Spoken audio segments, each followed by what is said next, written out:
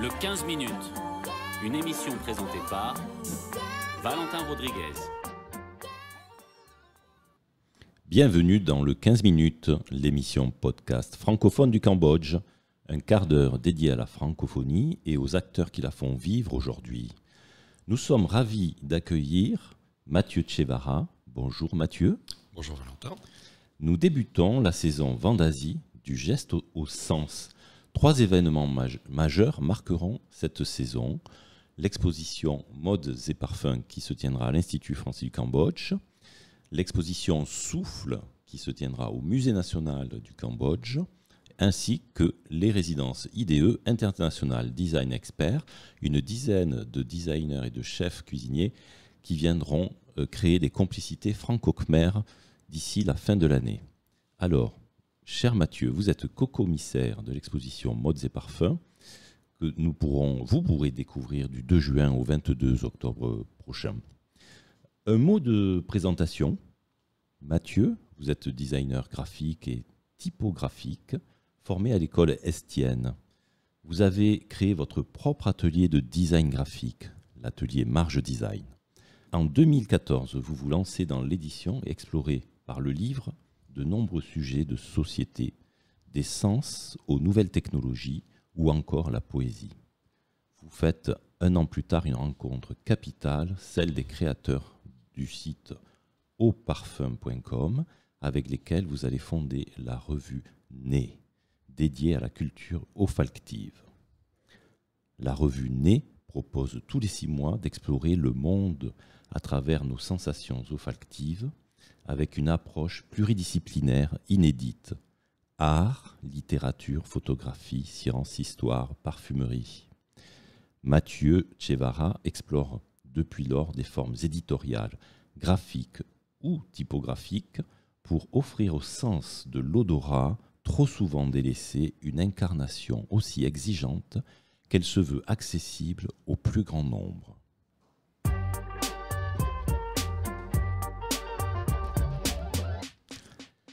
Mathieu, dans un premier temps, une question. Est-ce que vous pourriez nous parler plus précisément de l'exposition Modes et Parfums ? Qu'est-ce que raconte cette exposition ? L'histoire de la mode et du parfum ? De quoi s'agit-il, Mathieu ? Alors, il s'agit d'une exploration qui débute à la fin du 19e siècle avec le développement de la mode, des couturiers qui, très rapidement, après avoir exploré les différentes possibilités que le vêtement propose, vont s'intéresser à la parfumerie, qui était une autre manière d'habiller le corps, de manière invisible, immatérielle, mais de pouvoir prolonger, souligner un geste créatif. Et ce qui nous a intéressé dans cette exposition, c'est justement d'essayer de tisser des liens, de créer un chemin permettant de comprendre quelles sont les zones d'influence et de croisement entre ces 2 disciplines, donc le stylisme et la création de vêtements, et la création olfactive, donc la création de parfums. Donc comment on arrive à créer des correspondances, comment une signature que l'on est capable de pouvoir reconnaître à la fois par le toucher, par la vue, va pouvoir s'incarner également dans un corpus de parfums qui va faire la reconnaissance d'une marque.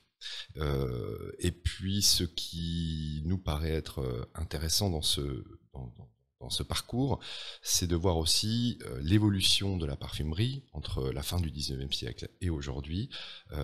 C'est un siècle de parfumerie qui vraiment a permis de donner une vraie maturité à ce domaine de la création, mais aussi à ce domaine commercial, puisque l'arrivée des matières premières synthétique à la fin du XIXe siècle a donné des possibilités nouvelles aux créateurs parfumeurs en augmentant le nombre d'ingrédients de leur palette et en leur offrant des possibilités de création bien plus importantes qu'auparavant. Donc c'est aussi toute suivre l'ensemble des tendances, des modes, des styles qui se sont développés dans le champ de la mode et qui finalement se sont développés en parallèle dans le champ du parfum. Une histoire incroyable du parfum, donc à découvrir à l'Institut. Alors une autre question, cher Mathieu, le parfum, cette matière dite immatérielle qui touche l'humain dans son intimité, quel lien peut-on faire entre le parfum et l'œuvre de l'esprit, les œuvres de l'esprit? Le parfum est-il social? Alors le parfum a cette double existence. Il est à la fois un produit ou un objet culturel, puisqu'il accompagne la vie des femmes et des hommes depuis de nombreux siècles, voire des millénaires, par différentes formes qui étaient au départ plutôt liées au sacré, puis ensuite à des besoins plus proches de l'hygiène, jusqu'à devenir finalement un objet qui existe par et pour lui-même, afin d'accompagner la vie des êtres humains dans leurs relations sociales, puisque un parfum, c'est autant pour soi que pour les autres, puisqu'il est perçu par celui qui le porte comme celui qui va le sentir. Et donc cette dimension culturelle est assez évidente. Et puis c'est aussi un objet commercial, un produit de consommation, puisqu'aujourd'hui le marché du parfum est évalué à plusieurs milliards d'euros par an. Ce qui en fait un marché extrêmement puissant et donc aussi très développé partout dans le monde. Donc le parfum est aujourd'hui rentré dans la vie quotidienne de tout un chacun, bien que l'on puisse constater que certains territoires ou certaines cultures en sont encore éloignés, comme c'est le cas notamment en Asie, où le parfum ne fait pas forcément partie des habitudes, contrairement au Moyen-Orient, où la consommation de parfum dépasse l'entendement par rapport à d'autres peuples dans le monde. Donc cette dimension commerciale et culturelle lui a apporté à la fois le côté commercial, les moyens de se développer, et donc de rayonner un peu partout. Et le côté culturel en a fait, le côté créatif en tout cas, nous permet de suivre tout simplement les besoins des femmes et des hommes qui évoluent avec le temps, avec les courants de pensée, et donc là aussi de raconter à travers ses propres modalités, de raconter aussi sa part de l'histoire, sa part du présent, et d'accompagner effectivement l'ensemble de la population dans son rapport au monde extérieur. Pouvez-vous nous parler un peu plus du monde de l'olfaction, cette matière immatérielle qui nous impacte vraiment dans l'intimité, comme on l'évoquait, mais comment se fait-il que ce soit peu connu ou peut-être délaissé? Est-ce que cette question du parfum est un peu délaissée? Alors le parfum a sans doute été délaissé en tant qu'objet culturel, puisque étant un produit commercial de premier ordre, le discours qui s'est développé autour du parfum est surtout un discours pour le rendre attractif, pour augmenter ses performances de vente, pour trouver de nouveaux clients et pour maintenir, on va dire, son statut de marché.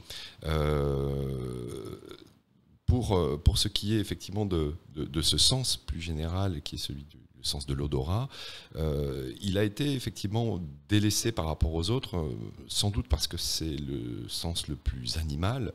Il est difficile de pouvoir anticiper la présence d'une odeur, puisque très peu de signaux nous permettent de la visualiser, puisque c'est invisible. Donc on n'a pas forcément la possibilité de maîtriser la relation qu'on a avec les odeurs à l'extérieur, ce qui fait que ce sens, contrairement à la vue, à l'ouïe, au goût et au toucher, est resté finalement peut-être ce sens un peu basique. Et je crois que le parfum, justement, est ce que les êtres humains ont réussi à dompter sur les odeurs. Ils ont pris le dessus sur des odeurs pour la plupart du temps subies, pour en faire des odeurs volontaires, contrôlés, choisis, et que l'on peut finalement sentir et convoquer à loisir. Ce qui permet aussi de se créer une sensibilité, de contribuer à créer aussi son patrimoine personnel, ses goûts, une bibliothèque d'odeurs qui nous permettra de replonger dans nos souvenirs, mais également de pouvoir convoquer des émotions que chaque parfum, en fonction des situations dans lesquelles on l'a porté, vont nous permettre de retrouver en tout cas les traces de notre parcours. Donc le parfum est finalement la forme la plus aboutie et sans doute la plus culturelle de l'odeur, et c'est pour cela aujourd'hui qu'il est intéressant de la révéler en ce sens et de ne pas simplement subir finalement un discours commercial et marketing autour de ce produit, parce qu'il a effectivement beaucoup plus de choses intéressantes à raconter et beaucoup plus de ponts à construire avec les autres disciplines déjà bien documentées. Donc beaucoup de parfums à découvrir à l'Institut français, une histoire du parfum qui va se dérouler, mais à sentir, des parfums à sentir, je rappelle. Alors peut-être une dernière question, Mathieu. Quels sont vos prochains projets ? Alors nos prochains projets sont assez nombreux, puisqu'on a une activité qui est une activité de médias. Donc nous sommes à la fois éditeurs d'une revue olfactive qui sort tous les 6 mois, traduite en 3 langues et diffusée dans une vingtaine de pays dans le monde. Nous avons également des collections de livres. Donc nous avons sorti il y a quelques jours en France un livre de Mathilde Laurent qui est donc une parfumeur maison pour la marque Cartier.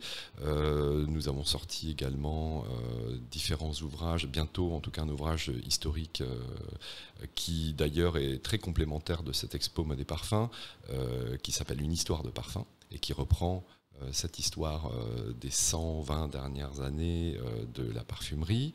Et puis, nous espérons aussi que ce projet d'exposition, et nous allons y travailler, puisse continuer son parcours, parce que nous avons eu la chance, grâce à toi, de pouvoir venir construire ce projet ici à Phnom Penh et de commencer, j'espère, une longue aventure autour de cette exposition.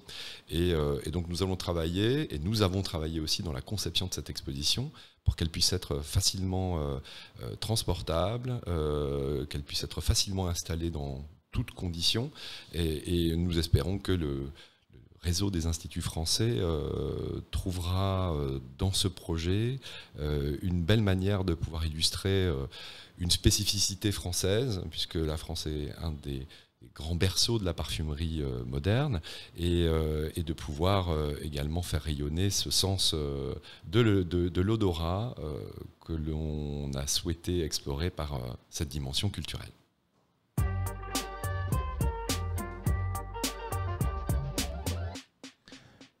Le 15 minutes, l'émission podcast de l'IFC touche à sa fin. Je tiens à remercier chaleureusement Mathieu Tchevara d'avoir accepté notre invitation. Nous espérons que ce quart d'heure vous aura donné envie de visiter l'exposition Modes et Parfums afin de mieux découvrir le lien entre la haute couture et les parfums, une exposition présente du 2 juin au 22 octobre à l'Institut français du Cambodge. Je tiens aussi à remercier Marie-Alice Godot, Chivorn Terne et Maud Ambroise pour la réalisation du podcast, ainsi que Lynx. Vous pourrez retrouver cette émission sur notre page Facebook, notre chaîne YouTube et notre site internet. N'hésitez pas à la partager et à très bientôt.